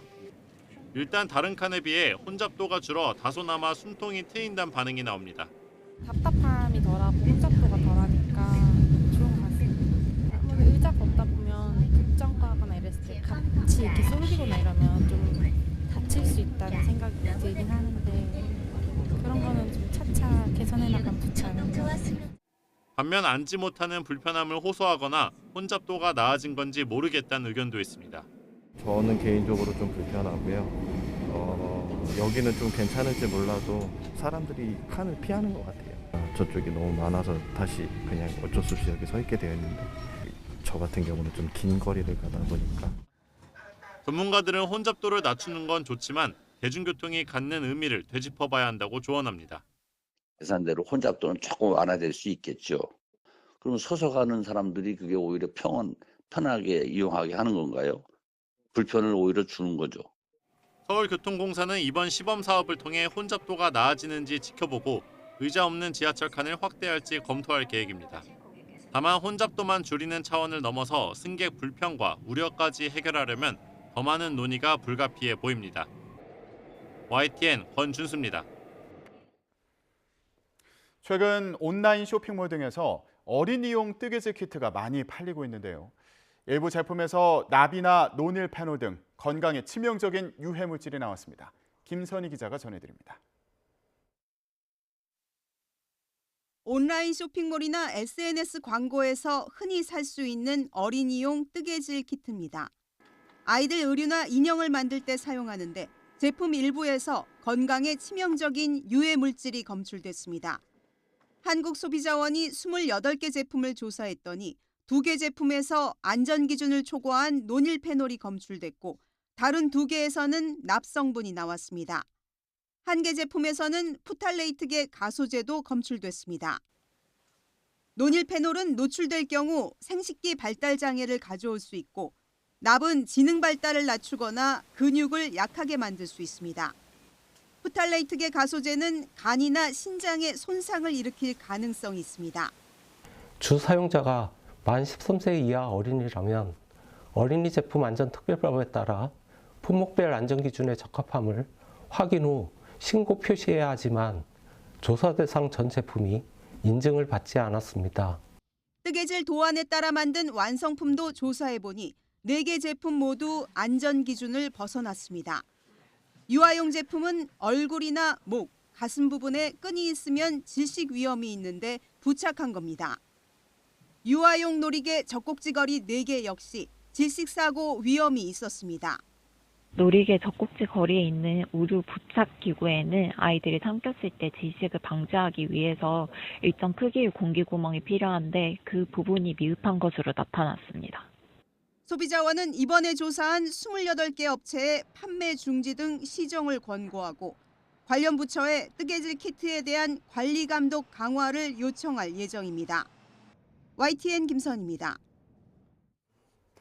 아동학대 여부를 밝히기 위해서 학부모가 몰래 녹음한 교사의 수업 내용은 공개되지 않은 타인 간의 대화에 해당해서 증거로 쓸 수 없다는 대법원 판단이 나왔습니다. 웹툰 작가 주호민 씨 아들에 대한 특수교사의 아동학대 사건 등 비슷한 사례에도 적지 않은 영향을 미칠 것으로 보입니다. 보도에 부장원 기자입니다. 서울에 있는 초등학교 3학년 담임교사였던 A씨는 지난 2018년 아동학대 혐의로 재판에 넘겨졌습니다. 피해 아동은 새학기 초 전학 온 학생. 정말 구제불능이다. 학교를 안 다니다 온 애 같다. 학업이 부진하다는 이유로 시작된 A씨의 막말은 항상 마시가 있다. 뇌가 어떻게 생겼는지 열어보고 싶다는 등 갈수록 심해졌습니다. 교실 안 같은 반 친구들이 보는 앞에서 폭언과 구박은 2달 동안 계속됐고 학대를 의심한 부모가 몰래 아이 가방에 녹음기를 넣어 등교시키면서 A씨 발언이 드러났습니다. 이어진 재판에선 몰래 녹음된 내용을 증거로 인정할 수 있는지가 쟁점이 됐습니다. 통신비밀보호법은 공개되지 않은 타인 간의 대화는 녹음하거나 증거로 사용할 수 없다고 규정하는데 1, 2심은 녹음 파일의 증거 능력을 인정해 A씨에게 유죄를 선고했습니다. 특히 항소심 재판부는 피해자가 스스로 방어할 능력이 없고 교사의 수업 내용은 공개된 대화에 해당한다며 증거 수집 필요성이 인정된다고 판시했습니다. 하지만 대법원은 원심을 뒤집고 사건을 서울 동부지방법원으로 돌려보냈습니다. 수업시간 발언은 교실 안 학생들만 대상으로 한 것으로 녹음이 금지되는 공개되지 않은 타인 간의 대화라며 원심을 뒤집고 증거 능력을 부인한 겁니다. 공개되지 않은 타인 간 대화 녹음 파일 등은 원칙적으로 증거 능력이 없고 그에 대한 예외를 인정하지 않는 대법원 판례에 따른 판단입니다. 이번 판결로 쟁점이 유사한 다른 아동학대 사건도 영향을 받을 것으로 보입니다. 특수교사가 아들을 학대했다며 웹툰 작가 주호민 씨가 몰래 녹음한 수업 내용을 증거로 제출한 게 대표적입니다. 1심 재판에선 2시간 반 분량 녹음 파일이 법정에서 공개됐는데 증거 인정 여부에 따라 결론도 달라질 수 있습니다. 대법원은 다만 이번 판결이 녹음 파일의 증거 능력을 따진 판결일 뿐 교사 A씨의 유무죄 자체를 심리한 건 아니라고 설명했습니다. YTN 부장원입니다. 국내외 경제 이슈를 알기 쉽게 쏙쏙 배워보는 시간입니다. 금요일의 남자 홍기빈 글로벌 정치경제연구소장과 함께합니다. 어서 오십시오. 네, 안녕하세요. 예, 오늘은 가슴 아픈 신용카드 얘기부터 좀 해보겠습니다. 가끔 이런 생각도 해요. 아, 신용카드가 없었으면 내 월급 통장에 월급이 조금은 남아 있었을까라는 생각을 해볼 정도로 신용카드 쓰시는 분들 굉장히 많은데 최근에 신용카드 연체율이 증가하고 있다고 합니다. 이게 역대 최대 규모라고 하는데 얼마나 심각한 거예요? 그렇습니다. 이게 지금 50%가 증가했는데요. 작년 3분기에 비교해서 재작년 3분기에 비교해서 작년 3분기 그 연체율 이 숫자가 나왔습니다. 근데 연체 액수가 50%가 늘었어요. 이게 2014년 이후 최대라고 하는데요. 역대가 아니라 2014년 이후 최대. 그렇습니다. 지금 8대 카드사 체제가 있는데 그게 2014년에 마련이 되거든요. 그 이후로 최대입니다. 근데 문제는 이게 액수도 액수지만은 이게 속도 1년 사이에 이렇게 팍 늘어난 부분이 있죠. 이게 문제가 되고 있습니다. 가속도가 문제가 되고 있군요. 카드 대출도 있잖아요. 카드 사용뿐만이 아니라 이제 그 통장의 영원을 넘어서 마이너스인 경우에는 대출을 카드로는 사용하잖아요. 이 카드론도 늘고 있고 연체율도 늘고 있고 리볼빙이라고 해서 사용 대금의 일부만 결제하고 나머지는 이제 2월에서 갚는 형태가 있는데 이 리볼빙 잔액도 커지고 있다고 합니다. 예. 그러면 이거 다 금리가 높은 것들이잖아요. 그렇습니다. 보통 신용이 낮은 분들이 마지막까지 버티다가 쓰는 것들이어서 이것도 예. 좀 심각할 것 같습니다. 그렇습니다. 지금 이제 카드론만 하더라도 이자가 굉장히 높죠. 예. 근데 카드론 연체율이 지금 2%, 2.28% 이렇게 지금 나왔거든요. 예. 이거 굉장히 높은 연체율이죠. 그러니까는 저희 긴장을 풀 수가 없고요. 예. 그다음에 두 가지가 더 있습니다. 하나는 카드 대환 대출이라고 하는 게 있고, 예. 그다음에 지금 말씀하신 리볼빙 그 문제가 있어요. 네. 리볼빙은 그 사용하시는 분들이 많은데 한 달에 이 결제액이 너무 크게 몰려 있을 경우에 좀 뒤로 좀 돌리고 해서 하는 건데요. 네. 요거는 리볼빙을 하는 과정에서 금리가 올라갑니다. 그러니까 이것도 이렇게 유리하기만 한 저 상황은 아닌데 예. 이것도 지금 연체액수가 크게 늘어나고 있습니다. 리볼빙 부분도요. 네. 그다음에 하나 대환 대출. 이거는 카드론을 제대로 갚지 못한 분들한테 카드사에서 이제 이 재조정을 해주는 거예요. 다시 또 대출을 해줘가지고 좀 장기적으로 갚을 수 있도록 해주는 건데 이 부분에서 또 금리가 올라갑니다. 근데 여기서도 지금 숫자가 늘고 있어요. 다시 네. 말해서 금리가 훨씬 높고 위험한 부분으로 지금 넘어가는 비율이 높아지고 있기 때문에 이것도 또 하나의 적신호의 징후입니다. 그렇군요. 카드론 연체율 좀 전에 그래픽에서 2023년 8월에 2.26%였으니까 26%? 예. 예. 지금은 이제 더 그동안 가속도 올라가는 속도를 생각하면 더 높아질 것으로 예상이 되고 그런 연체율 증가 이게 심각한 상황이라고 말씀을 하셨는데 특히나 20대 상황이 네. 문제로 좀 꼽히는 것 같아요. 20대 예. 리볼빙 잔액, 카드론 연체액도 크게 증가하는데 예. 빚이 너무 많으니까 이거 채무조정 신청한 20대도 또 많이 늘었다고 합니다. 그렇습니다. 예. 지금 그 청년 부채에서 특히 최근에 아주 눈여겨볼 만하게 나타난 현상이 예. 예, 그전에는 이 생활자금으로 빌리는 경우가 많은데 이번에는 이제 이른바 뭐 영끌이라든가 또는 주식 투자도 이렇게 연결이 돼요. 예. 그러니까 여기서 그 두 가지 문제가 있는데 하나는 청년층이 굉장히 위험도가 높은 이게 카드론 대출을 받아서 주식 투자를 한다는 거는 굉장히 위험한 종류의 투자에 해당하거든요. 그러니까 이 위험한 종류의 투자 행태를 계속 벌이고 있다라고 하는 것 이게 지금 자산 시장의 어떤 혼란하고 연결되면은 장기적인 문제가 될 수가 있죠. 예. 두 번째로는 이 청년 시절에 이 지금 말하는 카드 대출들은 우리 쪽 얘기했듯이 금리가 굉장히 높거든요. 예. 일반 은행 금리라든가 다른 금리보다도 훨씬 높기 때문에 이게 청년층 입장에서는 굉장한 부담이 됩니다. 그래서 이 청년층이 한 4년, 5년을 갖다가 카드 빚을 갚는데 이렇게 보내다 보면요. 다른 일을 할 수가 없어서 어떤 학습이라든가 그다음에 노동 숙련이라든가 이런 부분들이 등한시돼서 나라 전체로 보자면 장기적으로 이 노동 숙련도에 저하를 가져오게 됩니다. 이게 두 번째 문제예요. 이런 문제들을 우리가 안고 있습니다. 단순히 20대만의 문제라고는 볼 수 없겠네요. 우리 전체의 문제라고 봐야 됩니다. 예, 사회 문제로 비화될 수 있는 아주 큰 폭탄 같은 위험성을 안고 있는 상황이다라는 말씀을 해주셨고요. 이렇게 위험하다 보니까 일각에서는 이제 2003년에 있었던 카드 대란 사태가 재현되는 거 아니냐라는 우려를 하는 분들도 있으세요. 일단 2003년에 카드 대란이라는 게 구체적으로 어떤 그거 거죠? 겪으신 분들이 있을 테니까 짧게 말씀드리면요. 그 당시 이제 김대중 정권 말기였는데요. 이 경기 진작을 해야 되겠다, 경기를 살려야 되겠다 그래갖고 당시 카드론 그 한도액이 50만 원이었는데 이걸 풀어줬어요. 네. 그리고 카드를 정말 많이 발행을 했습니다. 그 결과 어떻게 됐냐면은 신용불량자가 무려 250만 명이 나오고요. 그다음에 이게 이제 상환이 안 되니까 연체가 계속되니까 카드사들이 망하기 시작했어요. 그 당시 왜 1000만 명 카드라고 그래서 유명한 카드가 카드사 있었어요. LG 카드라고. 예. 망했죠. 그래서 결국은 다른 데 인수되는 일도 벌어졌고. LG 카드가 업계 1위, 당시에 카드 업계 1위 아니었습니까? 그렇습니다. 그 1000만 명이 사용하는 카드에서 그래서 기억이 생생한데요. 예. 다른 회사에 인수될 인수됐습니다. 정도로 예. 그때 당시에 카드 대란 사태가 우려될 정도로 지금 생각이 좀 심각하다라는 지적이 나오고 있는 거군요. 예, 지적이 나오고 있는데 저는 뭐 견해가 좀 다릅니다. 예. 지금 연체 잔액만 보게 되면은 그다음에 카드론 포함해서 그때 2003년보다 그 절대 액수로만 보면은 상황이 더 안 좋은 건 맞아요. 그런데 지금 우리나라 전체 경제 사이즈 자체가 바뀐 면도 있고요. 하나가 더 있습니다. 우리나라 그 8대 카드사의 대부분은요.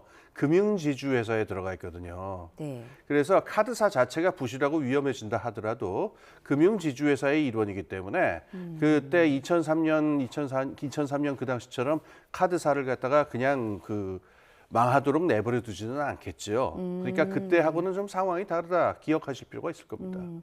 2003년만큼은 아니지만 그래도 위험한 상황이기는 하다라고 저는 좀 메시지를 얻었거든요. 왜냐하면 지금 부동산 PF 우려가 얼마나 심각합니까? 근데 카드사도 여기서 좀 자유롭지는 않은 상황이거든요. 금융지주사가 있다고 하더라도 이게 이제 그 도미노처럼 한 곳에서 문제가 터지면 연쇄적으로 영향을 받지 않을까 하는 우려도 있긴 해서요. 그건 굉장히 중요한 부분입니다. 그러니까 카드사의 지금 실적 영업 수익률을 갖다가 악화시키는 중요한 한 요인이 지금 연체율이 올라가는 것도 있죠. 계속 대손 충당금 쌓아야 되니까.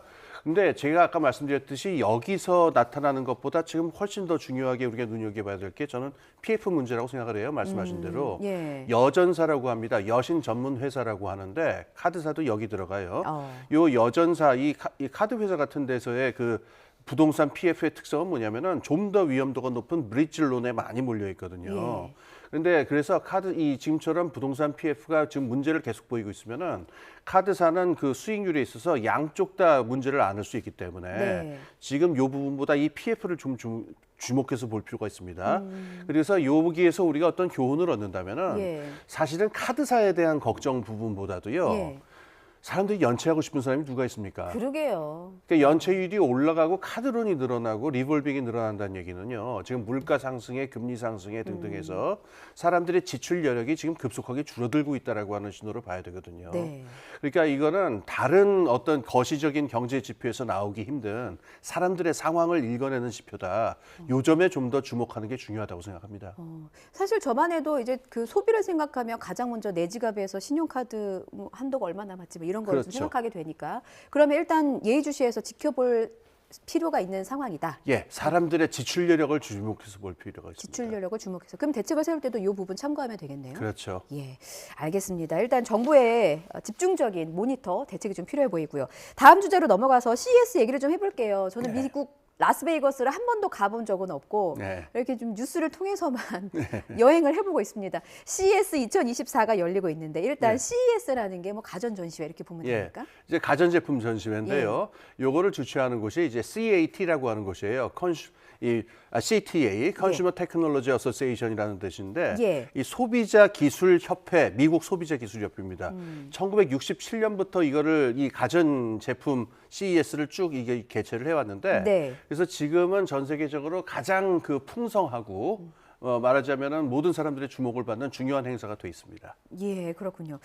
어느 분야가 제일 주목을 받나 이렇게 보면 키워드로 꼽히는 단어가 이제 AI 그리고 로봇이더라고요. 여기 익숙한 얼굴들도 많았습니다. 그 연예인 지드래곤 씨도 있었고 그리고 뭐 최태원 SK 회장이라든지 박정원 두산 회장 뭐 너나 할 것 없이 AI가 중요하다 강조를 하고 있습니다. 이거 미래 산업이 뭐가 중요한지 먹거리가 뭔지를 좀 엿볼 수 있었던 것 그렇습니다. 같아요. 이번에 주목해서 봐야 될 건요. 우리가 그동안 작년에 있었던 AI 이야기들은 주로 챗GPT라 그래서 소프트웨어라든가 이 부분에 많이 집중이 돼 있었는데 지금 말씀하신 대로 AI만 중요한 게 아니라 로봇의 대두도 굉장히 중요하거든요. 그리고 이 둘이 어떻게 융합되느냐는 부분인데 AI와 로봇의 결합이라고 하는 게 제조업 부분에 멈추는 게 아니고 이 가전제품이라고 그러면은 우리 내구 소비재, 그러니까 우리 생활에 굉장히 밀접화되어 있는 거의 서비스업, 개인 서비스업에 가까운 것들이거든요.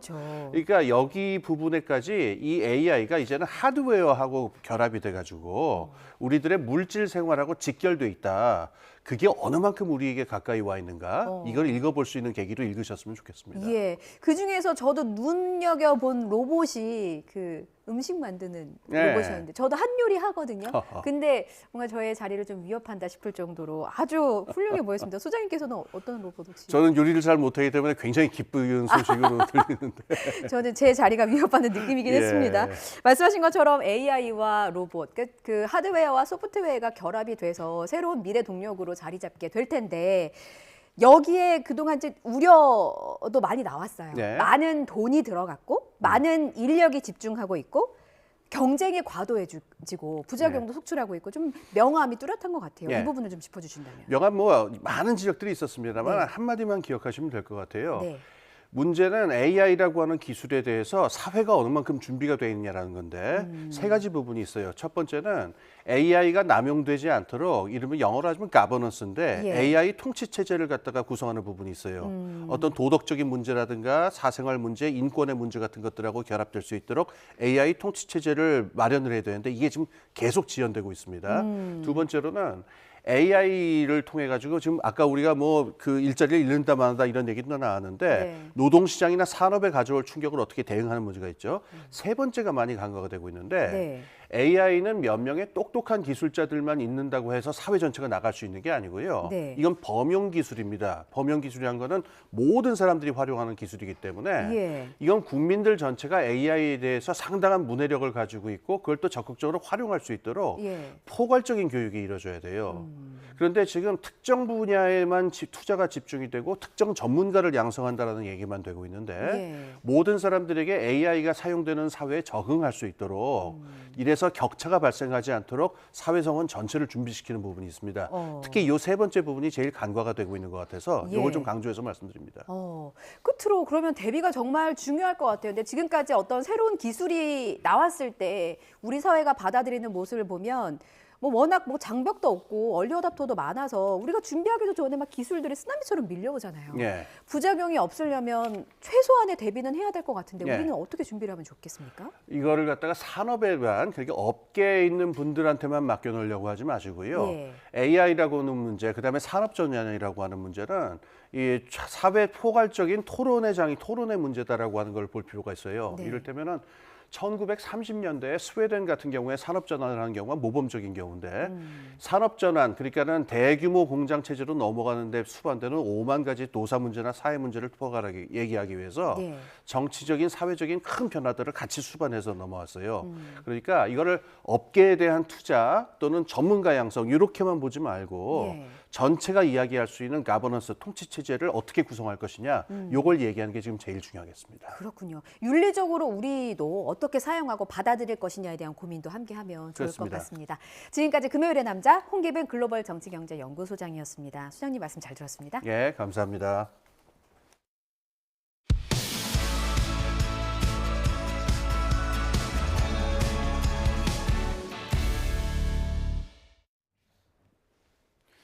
YTN 뉴스라이드 함께하고 계십니다. 어두워야 할 밤에 과도한 인공 조명의 피해를 보는 걸 빛 공해라고 합니다. 풋살장처럼 외부로 노출된 운동시설의 불빛이 너무 밝다고 불편을 호소하는 경우가 있었는데 이에 대한 명확한 기준이 마련될 예정입니다. 김평정 기자가 전해드립니다. 집안의 불을 완전히 끈 한밤중에 대낮처럼 환한 빛이 유리창으로 들어옵니다. 주택가 한가운데 있는 야외 경기장에 눈이 부실 정도로 밝은 조명이 여러 개 켜져 있습니다. 밤에도 운동하기 위해 최대한 밝게 조명을 밝히는 건데 근처 주민들에겐 이른바 빛공해 피해를 주고 있습니다. 체육시설이 느는 만큼 빛공해 피해 호소도 늘면서 관련 민원이 한 해 6천 건을 넘어서는 정도입니다.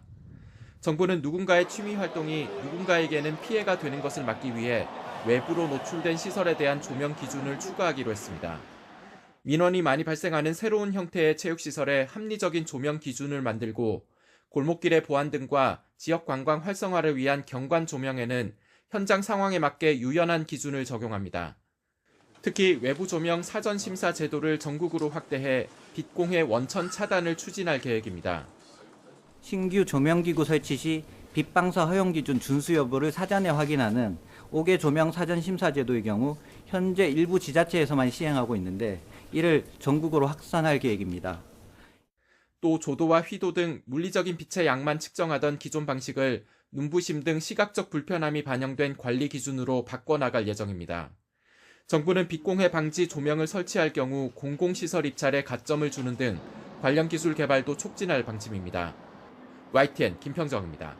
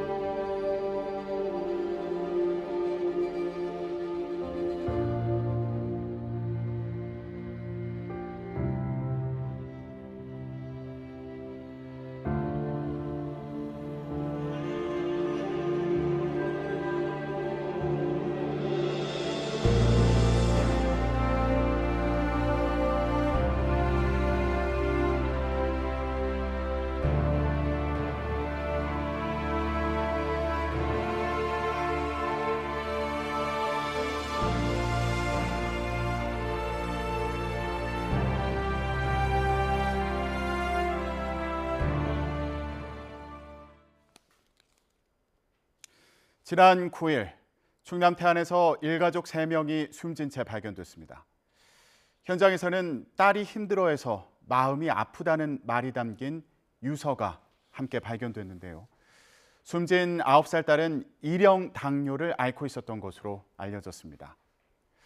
일형 당뇨는 완치가 어려워서 평생 관리가 필요하지만 환자와 그 가족은 주변의 오해, 또 편견과 싸워야 하는 게 더 힘들다고 말하는데요. 자세한 얘기, 한국 일형 당뇨병 환우회 김미영 대표와 나눠보겠습니다. 네, 대표님 안녕하세요. 네, 안녕하세요. 네, 최근에 숨진 채 발견된 일가족, 딸이 일형 당뇨를 앓고 있었던 것으로 알려져서 많이 마음이 좀 아프셨을 것 같아요. 물론 아무리 힘들어도 자녀 목숨을 마음대로 결정하는 게 옳은 일은 아닙니다만 대표님도 일형 당뇨 환자의 가족으로서 그분들의 고통을 누구보다 좀 이해하지 않았을까 싶은데 어떠셨나요? 네, 사실 그분이 쓴 유서를 보고 사실 저희 환우 회원분들은 너무 다 알고 있는 그런 아픔이고 슬픔이어서 이걸 그냥 비극적인 사건 하나로만 받아들일 수 없을 정도로 굉장히 저희 환우에 대해서는 힘들어하시는 분들이 많이 있었습니다. 저 또한 또 그런 생각을 해보지 않은 게 아니었기 때문에 네, 그렇게 극단적인 선택을 할 수밖에 없었던 그 가족의 상황을 정부나 저희가 이해해주지 못하고 돌봐주지 못했다라는 또 죄책감도 조금 들고 마음이 정말 많이 착잡했습니다. 네. 그런데 일형 당뇨라는 말이 좀 낯설어서요.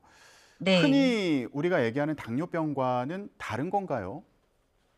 네, 보통 알고 계시는 당뇨병은 E형 당뇨병이고요. E형 당뇨병 같은 경우는 비만이나 유전이나 스트레스성 아니면 노화 등으로 여러 가지 이유로 인슐린을 분비하는 능력이 약간 그러니까 줄어드는 그런 질환이라고 부족한 질환이라고 하면 일형 당뇨 같은 경우는 인슐린을 분비하는 췌장의 베타 세포가 완전히 망가져서 아예 인슐린이 분비되지 않는 그런 질환이다 보니까 일형 당뇨 같은 경우는 이제 인슐린 주사를 외부에서 주사로 주입해줘야 되고, 근데 그 양을 이제 사람이 잘 맞추지 못하다 보니까 저혈당, 고혈당이 굉장히 빈번하고 그러다 보면 혈당 체크를 자주 하고 인슐린 주사를 자주 해야 되기 때문에 사실상 관리가 굉장히 어려운 중증도가 굉장히 높은 그런 질환이라고 보시면 될 것 같습니다.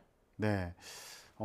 대표님께서 사전에 하셨던 말씀을 보니까 이 일형 당뇨라는 게 잘못이나 선택에 의한 질환이 아니라 교통사고처럼 갑자기 진단받는 질환이다 이렇게 말씀하셨더라고요.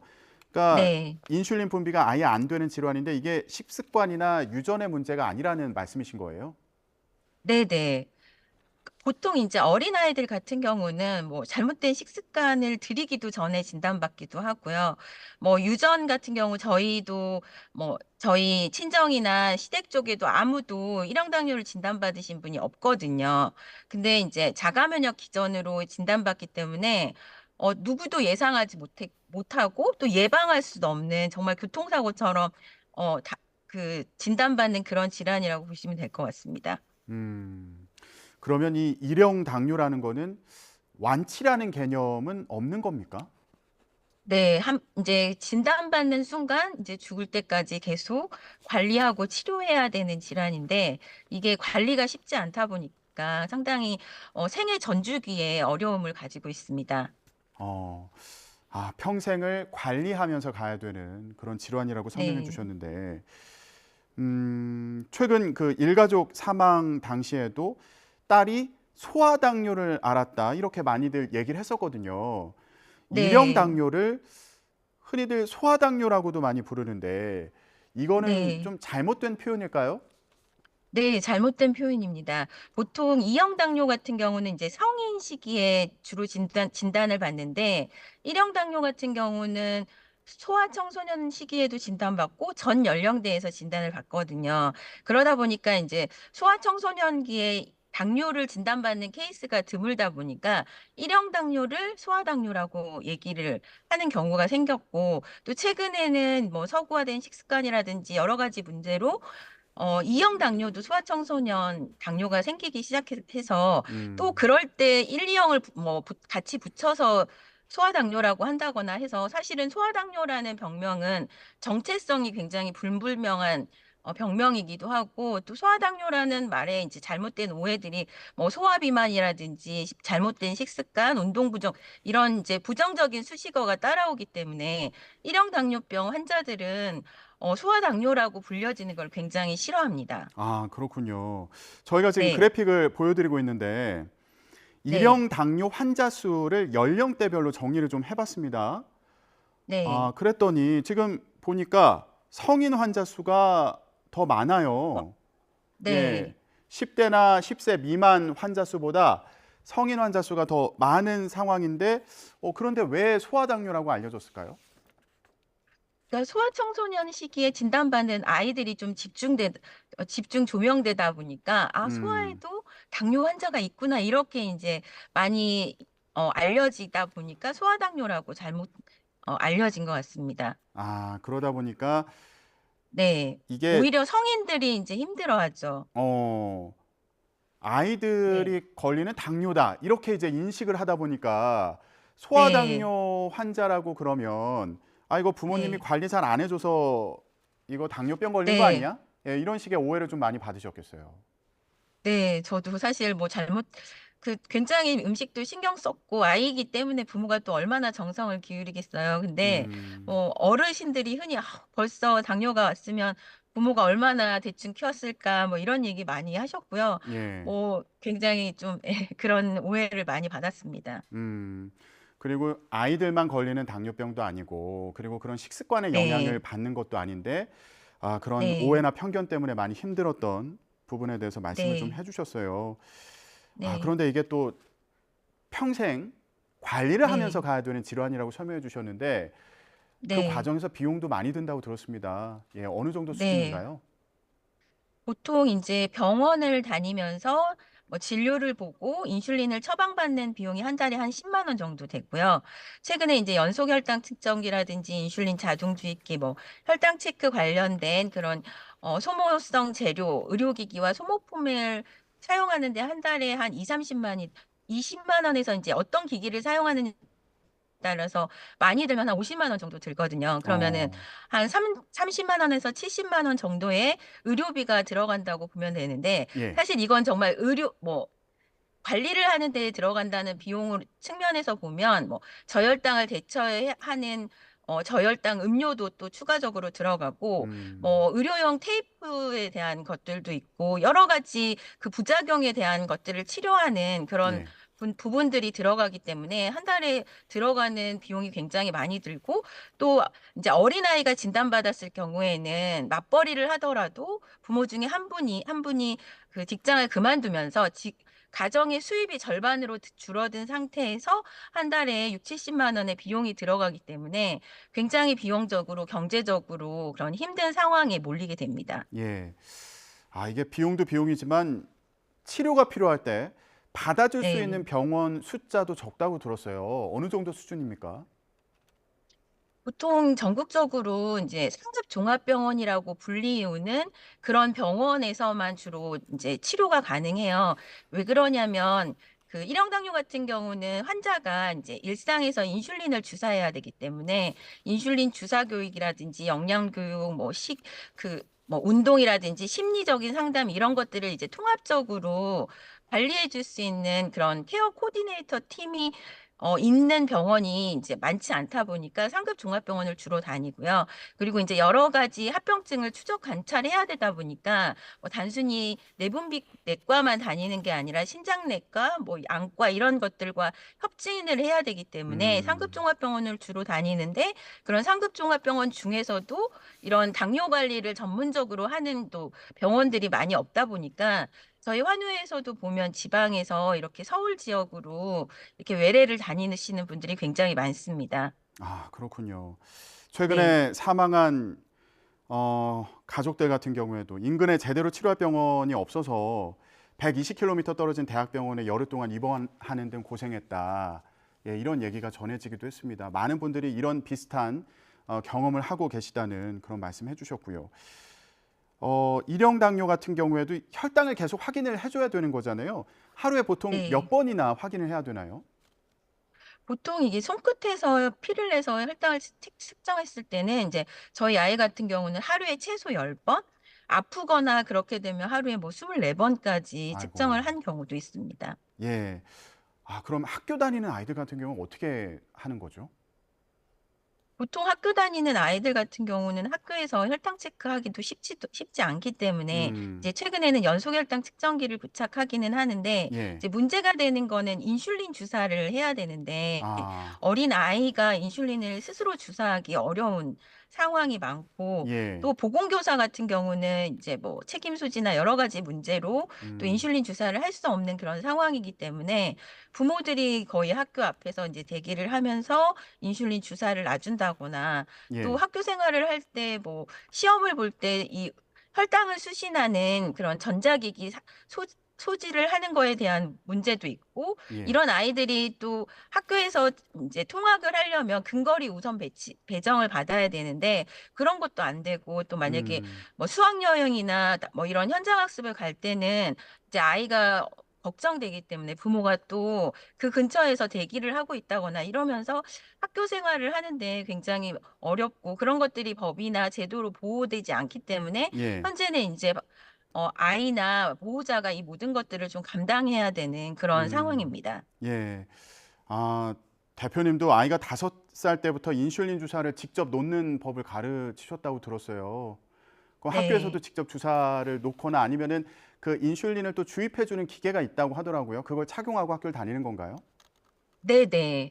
저희 아이 같은 경우도 5살에 인슐린 주사를 놓겠다고 했을 때 사실 이제 위험 요소도 많고 해서 놓지 말라고 하고 싶었는데 그렇게 하는 순간 이제 이 아이가 학교나 뭐 교육기관에 다닐 때 굉장히 천덕꾸러기가 되거든요. 아유. 인슐린 주사를 누가 놓느냐의 문제 때문에 이 아이를 거부한다거나 이렇게 되기 때문에 예. 저희도 정말 눈물을 머금고 아이에게 주사하는 법을 가르쳤지만 예. 또 아이에 따라서 개인적인 성향이 있기 때문에 뭐 겁이 많다거나 이런 경우에는 또 어린 나이에 주사를 놓을 수 없는 경우들도 굉장히 많거든요. 그런 이제 아이들이 학교 생활을 한다거나 주사 문제 이런 것들 때문에 굉장히 어려움들이 많습니다. 예. 자, 이런 어려움이 있다 보니까 좀 도움을 줄 수 있는 그런 장비들을 활용하면 좋을 텐데 네. 이게 또 비용이 들어가서요. 일단 그 자동으로 혈당을 측정해 주는 그 기계를 사용하고 그리고 또 인슐린을 주입해 주는 그 기계를 사용할 경우에 비용 부담이 있을 것 같아요. 지금 네. 지원책이 있는지도 궁금하고 그리고 보건복지부에서 그 태안 일가족 사망 이후에 기존 계획보다 지원 대책을 좀 앞당겨서 시행하기로 했는데 이게 어떤 네. 내용인지 그리고 도움이 좀 될 것 같으신지 어떻게 보고 계신가요? 네. 앞서 제가 말씀드린 것처럼 의료기기와 그 소모품에 드는 비용이 한 20에서 60만 원 정도 든다고 말씀을 드렸는데 예. 이제 이런 기기들을 사용을 하려면 이렇게 경제적인 부담이 들게 됩니다. 근데 이제 최근에 정부에서 이런 것들을 19세 미만의 소아청소년에게 기존에 이제 지원했던 금액이 70%라고 하면 90%의 비용을 지원한다라고 이제 발표를 해서 사실 19세 미만의 소아청소년들에겐 굉장히 반가운 일이고 의료비 부담이 많이 경감되는 게 사실이긴 합니다. 예. 근데 앞서 보신 것처럼 유병자 인구를 분포를 보면 그 성인들이 90%에 해당이 되고 사실 성인들이 뭐 관리가 쉽거나 그러진 않거든요. 그렇다고 해서 경제적 부담이 덜하다거나 그러지도 않는 상황이라 예. 그런 상황이라서 사실 19세 미만의 소아청소년에게 뭐 한 달 빨리 이렇게 지원을 한다라는 게 저희한테는 큰 의미는 없는 것 같습니다. 성인들까지도 도움을 받을 수 있는 그런 대책이 마련됐으면 좋겠다고 말씀하셨는데요. 네. 꼭 필요한 대책 지금 보셨을 때 꼭 필요한 네. 대책이 있다면 마지막으로 좀 말씀을 해주셨으면 좋겠고요. 그리고 소아당뇨라는 오해도 안 했으면 좋겠다는 말씀 계속 강조를 네. 하셨는데 그 시청자 여러분들께도 한 말씀 부탁드립니다. 네, 1형 당뇨병이 소아당뇨병이 아니고요. 보통 생각하시는 2형 당뇨에 비해서 굉장히 중증도가 높기 때문에 사실상 저희는 이제 1형 당뇨병보다는 최도 부전증이라는 정말 이 병을 제대로 설명할 수 있는 병명으로 변경하기를 원하고 있습니다. 그리고 굉장히 이제 많은 관리의 어려움들도 있지만 주변의 시선이나 이런 여러 가지 편견으로 겪는 그런 어려움들도 굉장히 많거든요. 예. 1형 당뇨가 결코 본인의 잘못이나 부모의 잘못으로 진단받는 게 아니기 때문에 그런 부분에 대한 오해도 줄여주셨으면 좋겠고 예. 의료비 관련해서도 1형 당뇨 그러니까 소아청소년에게만 지원하는 게 아니라 성인들에게까지 지원을 해서 이분들이 혈당 관리를 잘하고 또 자신의 영역에서 능력을 잘 발휘했으면 좋겠습니다. 정말 마지막으로 한마디 드리고 싶은 말씀이 있는데 정말 관리도 힘들고 어렵긴 하지만 정말 잘 관리하시는 분들도 많거든요. 그리고 또 환우회에서 소통하면서 위로받는 경우들도 많기 때문에 이렇게 숨어 계시지 말고 나와서 소통하면서 정보도 얻고 또 지금까지 너무 1형 당뇨병 환자분들과 가족분들 너무 잘했고 앞으로도 정말 잘 살아보자라고 좀 희망의 말과 격려를 하고 싶습니다. 예, 이런 말씀이 좀 다른 환우분들께도 가족분들께도 도움이 됐으면 좋겠고요. 1형 당뇨병을 중증 난치 질환으로 인정해서 치료비 부담을 좀 낮춰주길 바란다 이런 말씀도 하셔서 이런 바람들이 네. 정부로도 전해지길 바라겠습니다. 예, 오늘 말씀 여기까지 듣도록 하겠습니다. 지금까지 한국 1형 당뇨병 환우회 김미영 대표와 얘기 나눠봤습니다. 말씀 고맙습니다. 감사합니다.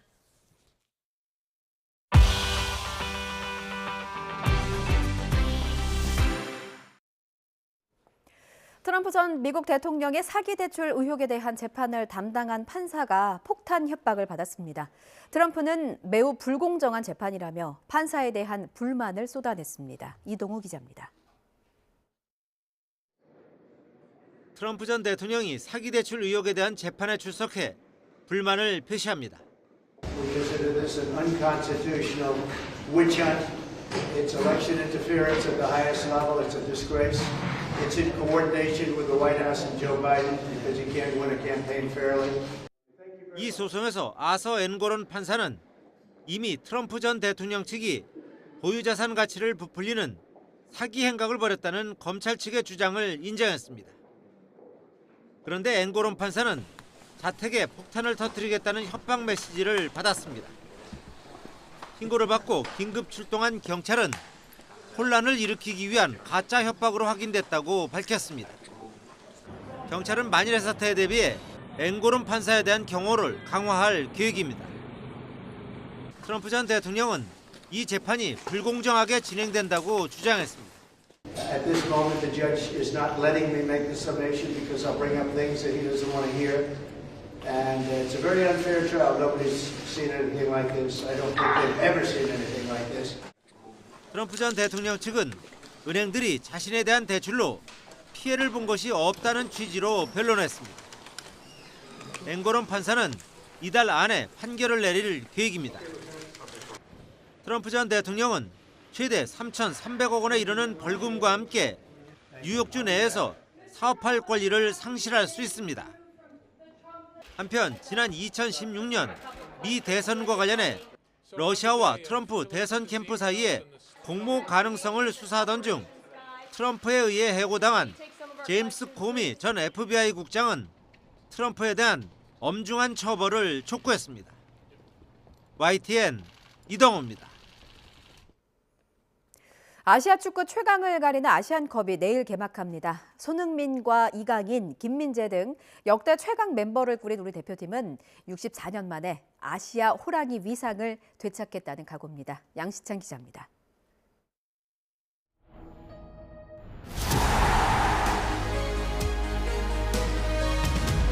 아시아 축구 최고의 축제 카타르 도하 아시안컵 개막이 하루 앞으로 다가왔습니다. 초기에는 4개국만 출전하는 작은 규모였지만 2004년 레바논 대회부터 참가국이 16개국으로 늘었고 지난 2019년 아랍에미리트 대회부터 24개국 경쟁 체제로 바뀌면서 명실공히 아시아를 대표하는 축구 잔치가 됐습니다. هني في قطر كاس آسيا ردت لنا كل القلوب عندنا. 월드컵 4강, 올림픽 동메달, 아시안게임 최다 우승 등 국제 무대에서 빛나는 성적을 거둔 한국 축구지만 아시안컵에선 번번이 종이 호랑이 신세를 벗어나지 못했습니다. 지난 1960년 우승 뒤 64년째 무관. 준우승과 3위 성적만 4차례씩 기록하는 사이 일본과 이란, 사우디, 호주 등 축구 라이벌 국가들이 번갈아 우승컵을 들어올렸습니다. 지난 3월 지휘봉을 잡은 클린스만 감독이 취임 일성으로 아시안컵 우승을 외치며 각오를 다지는 이유입니다. 멤버는 역대 최강으로 평가받습니다. 대표팀과 소속팀에서 주장원장을 찬 손흥민이 월드클래스 공격수로 전성기를 보내고 있고 김민재와 황희찬, 이강인까지 유럽 주요 리그를 주름잡는 선수로 성장해 출전국 어느 팀과 비교해도 이름값에서 앞섭니다. I have a good feeling because they're doing well in their clubs. They're healthy, they're fit, they're ambitious, and they're very hungry. And this is the foundation for playing a good tournament. 넘어야 할 산도 만만치 않습니다. 번번이 대표팀 발목을 잡은 이란은 8강에서, 지난 대회에서 충격패를 안긴 카타르는 준결승에서 만날 가능성이 큽니다. 또 이 고비를 넘어가도 숙적 일본과 결승에서 우승컵을 놓고 다툴 전망입니다. 잘해야죠. 열심히 준비해서 저희는 잘 준비할 테니 팬분들은 열심히 응원해 주시면 감사하겠습니다. 화이팅 화이팅 화이팅! 아시아 정상의 자리를 노리는 우리 축구 대표팀은 오는 15일 바레인을 상대로 조별 예선 첫 경기를 갖습니다. YTN 양시창입니다. 주말을 하루 앞둔 오늘도 초미세먼지에 대비가 필요하겠습니다. 밤사이 중국발 스모그가 유입되면서 사흘째 대기질이 좋지 못한데요. 현재 서울의 초미세먼지 농도는 66 마이크로그램으로 나쁨 수준을 나타내고 있습니다. 호흡기 질환자나 노약자들은 외출을 조금 자제하시는 게 좋겠고요. 나오실 때는 미세먼지용 마스크를 꼭 착용하시는 게 좋겠습니다. 자세한 미세먼지 상황부터 살펴보도록 하겠습니다. 현재 중부와 전북, 제주도의 초미세먼지 농도가 나쁨 수준을 보이고 있고 경기 남부 지역에는 여전히 초미세먼지 주의보가 발령 중에 있습니다. 수도권 지방은 특히 초미세먼지와 미세먼지 농도가 모두 짙어서 주의가 필요한데요. 미세먼지는 오후부터 대기 확산이 원활해지며 점차 해소가 될 전망입니다. 오늘 낮 동안에도 추위는 없겠습니다. 오늘 서울 낮 기온은 4도, 광주가 10도, 부산 12도 등으로 어제와 비슷하거나 조금 더 높겠습니다. 주말인 내일은 맑겠지만 휴일에는 전국에 비나 눈이 내리겠고요. 기온은 예년 수준을 웃돌아 추위 걱정 없겠습니다. 내일 오전까지 동쪽 지방을 중심으로는 바람도 무척 강하게 불겠는데요. 시설물 관리와 안전사고에 주의하셔야겠습니다. 지금까지 YTN 신미림입니다. 오늘 뉴스라이더는 여기서 마치겠습니다. 다음 주에 뵙겠습니다. 고맙습니다.